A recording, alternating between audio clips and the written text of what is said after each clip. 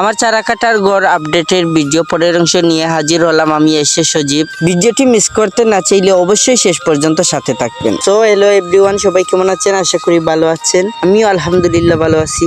আমার আগের ভিডিওতে হয়তো আপনারা দেখেছেন আমার ঘরের কাজটা অনেক দূর এগিয়েছে, এখন শুধু ঘরের চালাটা দেওয়ার বাকি। তাই এবার ভাবলাম একটু ডিফারেন্স ভাবে ঘরের ছাউনি দেব। তাই আমি বাঁশ দিয়ে বড় বড় মোট 4টি বেড়া বানিয়ে নেই। এই বেড়াগুলো দিয়েই প্রথমেই ঘরের ছাউনি দেব, যাতে কোনো প্রকার সূর্যের তাপ ঘরের ভিতরে প্রবেশ করতে না পারে।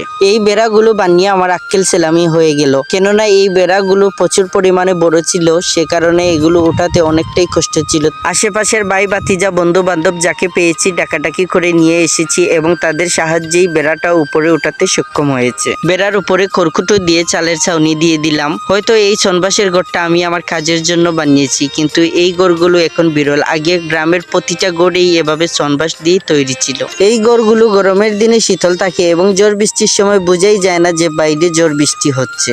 আজ আমার অনেক বেশি আনন্দ লাগছে, কারণ দিন বদলাচ্ছে, সময় বদলাচ্ছে, নিজেই বদলেছি অনেকটা। এই যে দেখুন, নিজের দায়িত্বে ঘরটা বাংলাম, আবার নতুন করে নিজের স্বপ্নের সাম্রাজ্য তৈরি করলাম। সময়ের সাথে সাথে দায়িত্ব বেড়ে যায় অনেক। আমার এই প্রাচীন সনবাসের ঘরটি কেমন হয়েছে জানিয়ে দিবেন। ঘরের ফাইনাল লুকের ভিডিওটি আসবে আপনাদের কমেন্টের উপর ডিপেন্ড করে।